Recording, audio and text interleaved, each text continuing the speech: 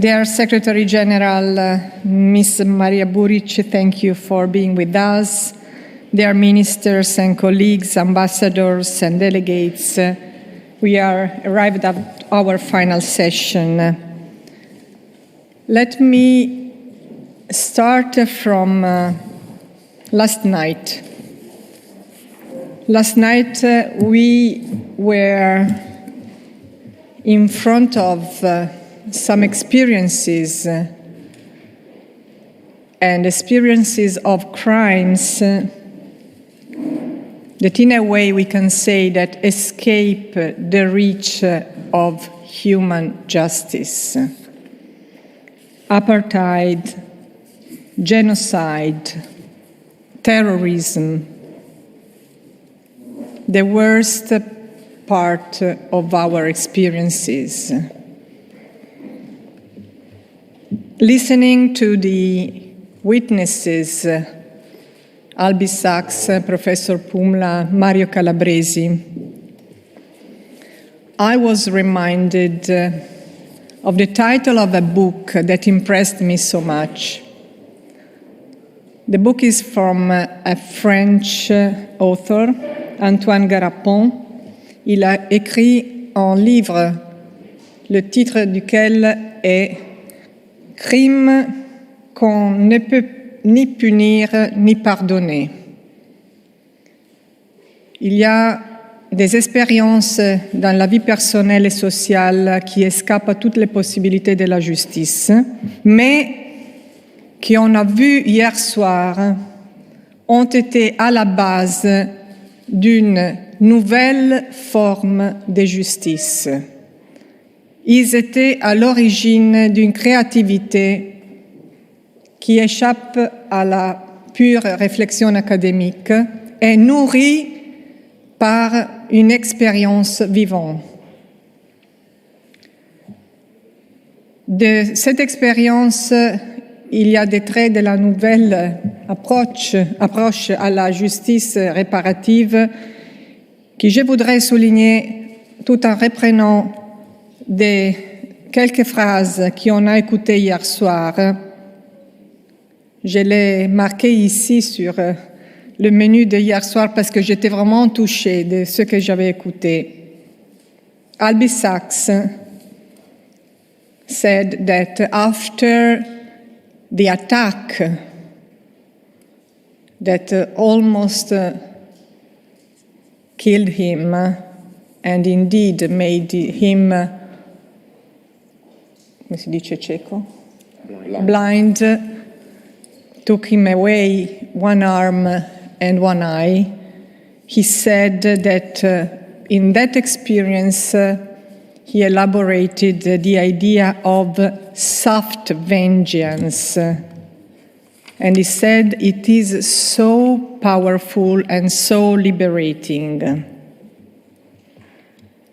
Later on, when he told us about the meeting with the person that made the attack, the offender, he said, the mysterious enemy now becomes a person.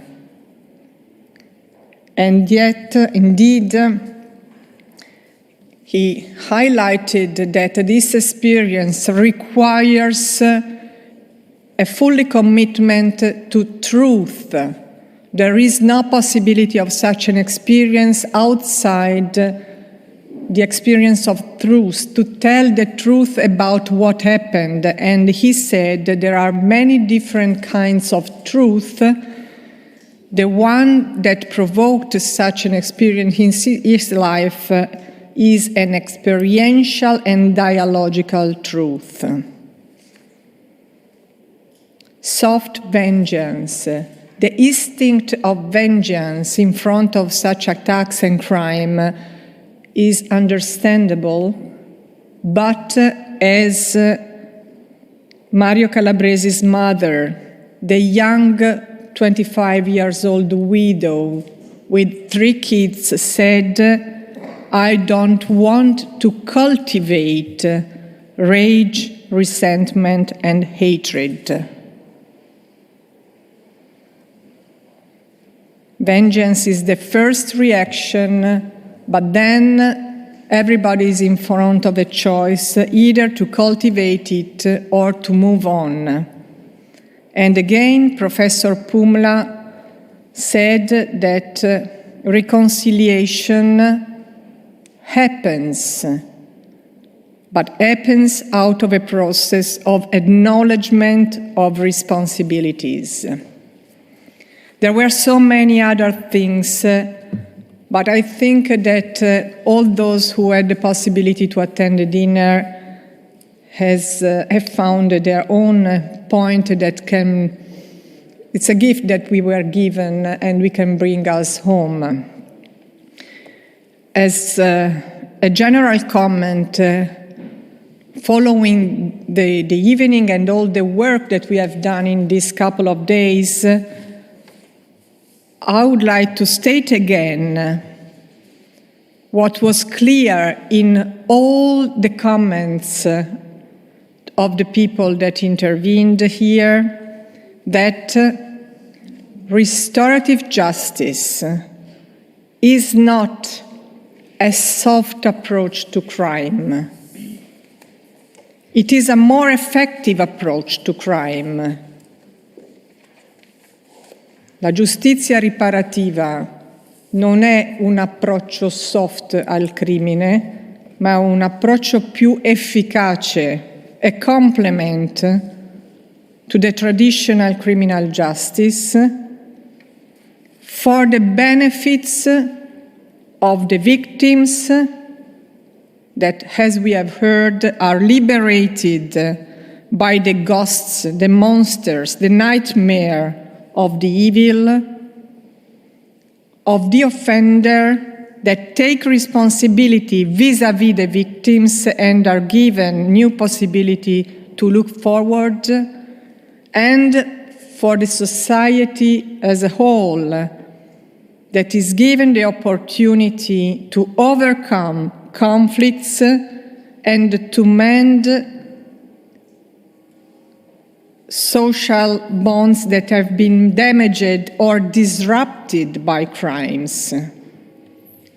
È più efficace per tutti, per le vittime che sono liberati dall'incubo del male subito, per gli offensori che assumono la loro responsabilità vis-à-vis, guardando in faccia negli occhi le vittime, per la società intera che può ricostituire i legami sociali distrutti dal crimine, perché il crimine è innanzitutto una rottura dei rapporti sociali. Dear colleagues, we are here for the final step of our work, which is the adoption of the Venice Declaration. I really want to thank all the delegations who contributed with their comments and amendments to ameliorate the text and reach a consensus. I'm going to read, for the benefit of all, the final commitment of this declaration. I will skip the introductory part.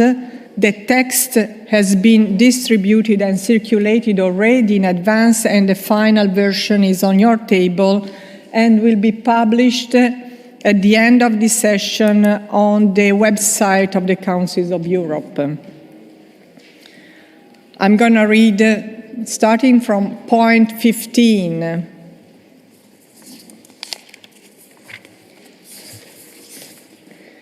The Ministers of Justice of the Council of Europe member states invite the Council of Europe to encourage and assist its member states to, first, develop national action plans or policies where necessary for the implementation of recommendation of 2018 number 8 on restorative justice in criminal matters, by ensuring interagency cooperation nationwide, adequate national legislation and funding, while reflecting on the idea that the right to access to appropriate restorative justice service for all the interested parties, if they freely consent, should be a goal of the national authorities.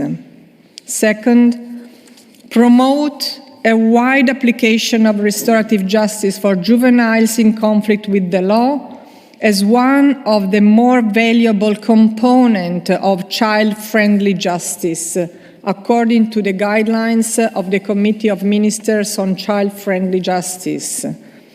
Third, stimulate in each member state a wide implementation of restorative justice, its principles and methods as a complement or, where suitable, as an alternative to or within the framework of criminal proceedings, aiming at desistance from crime, offenders' reintegration, and victims' recovery. Fourth, consider restorative justice as an essential part of the training curricula of legal professionals, including the judiciary, lawyers, prosecutors, social workers, the police, as well as of prison and probation staff, and to reflect on how to include the principles, methods, practices, and safeguards of restorative justice in university curricula and other tertiary level education programs for jurists, while paying attention to the participation of civil society and local and regional authorities in the restorative justice processes, and addressing the Council of Europe when in need for cooperation programs and training of its official implementing restorative justice. Fifth, raise the awareness of restorative justice processes nationwide and put into practice projects aiming at widespread communication of the role and benefits of restorative justice in criminal matters by providing a response beyond the penal sanctions. Ils invitent le Conseil de l'Europe à réaliser une étude complète des modèles de justice restaurative actuellement couverts par les législations nationales et mis en œuvre par les gouvernements des États membres, afin de faciliter l'échange de connaissances, de bonnes pratiques, d'expériences et de véritables travaux de recherche scientifique sur ces sujets, tout en reconnaissant les spécificités nationales. Élaborer des principes de haut niveau du Conseil d'Europe sur la justice restaurative, proposant un ensemble de mesures par lesquelles les États membres s'efforceront d'appliquer ces principes. Continuer, par l'intermédiaire du Comité européen pour les problèmes criminels, à évaluer régulièrement la mise en œuvre de la recommandation du 2018 et des principes qui sont annexés, à la lumière de toute évolution significative du recours à la justice restaurative dans les États membres et, si nécessaire, la réviser conformément à l'article 67 de la recommandation. Now, I think that we shall proclaim that the declaration is adopted. Congratulations to all of you.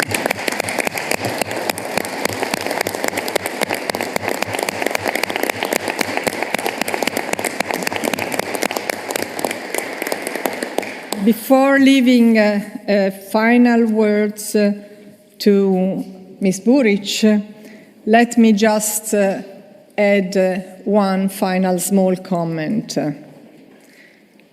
What we have seen in these days is that this declaration is born out of experiences spontaneously developed in many countries.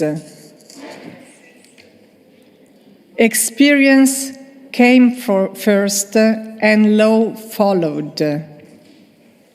That's why we can strongly believe that restorative justice is not utopia, because it is based on unbiased and dispassionate observation of real people and real example.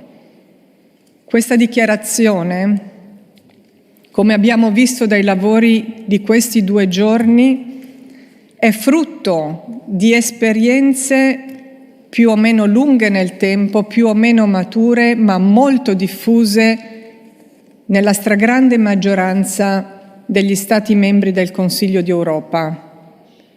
L'esperienza della giustizia reparativa ha preceduto la risposta giuridica ed è per questo che possiamo con fermezza ritenere che la giustizia reparativa non sia un'utopia, ma sia il frutto di un'osservazione senza pregiudizi della realtà così come si è mostrata a partire da esperienze straordinarie come quella del Sudafrica fino alle esperienze più minute che si possono scorgere nelle pieghe dei nostri sistemi giuridici in ogni paese del Consiglio d'Europa. So this declaration has deep and strong roots in real life, is embedded in real life. Indeed, as any other tree, it is fragile. It requires care, day by day care. That's why we need such a declaration. We need to restate our commitment as a precondition for the tree of restorative justice to flourish. Thank you very much, and now the floor is for Ms. Buric.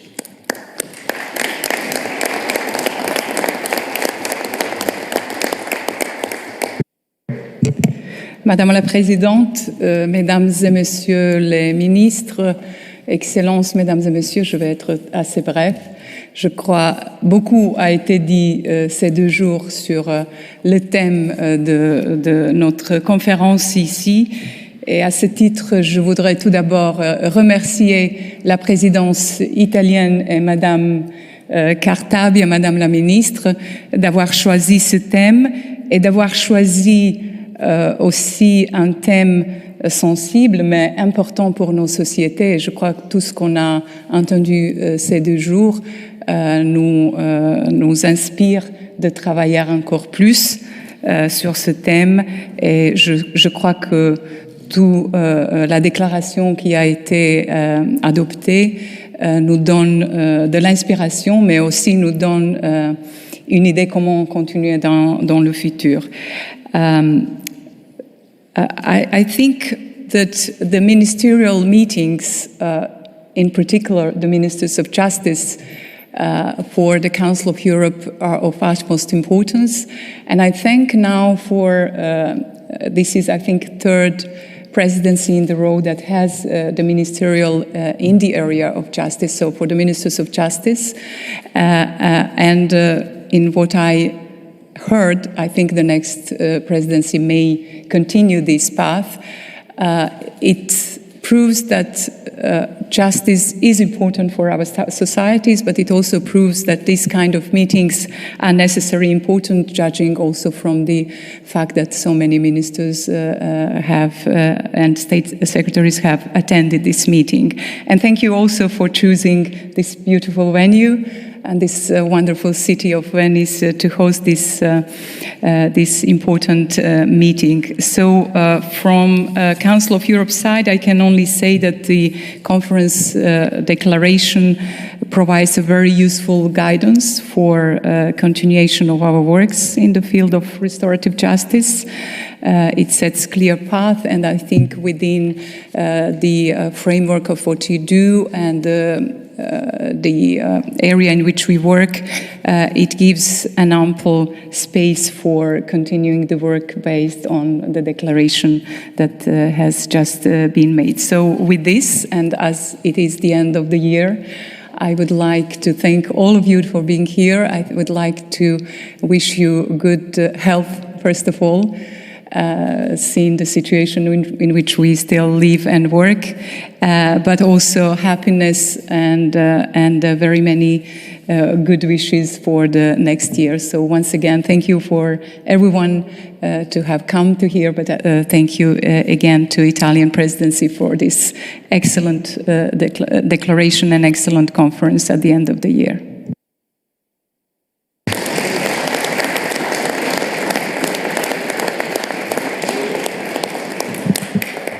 Before ending our works, let me spend a word of gratitude to all the people that have worked so hard in the previous months for the preparation of this conference, for the people that have worked so hard in these days, especially the staff of the Ministry of Justice. They are behind the scene, they are always in the backstage, but their work is so valuable for our work. The organizer company Vela, and all of you, all your staff that made this conference possible. So a big, big, big applause for all the people and to our experts.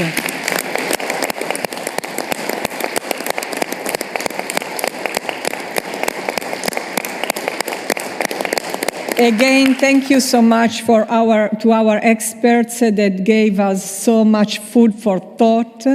And I declare now the conference closed, and I wish you a wonderful new year for what we are waiting to do in the next year, and to the Irish presidency that will take over in next spring. Thank you so much.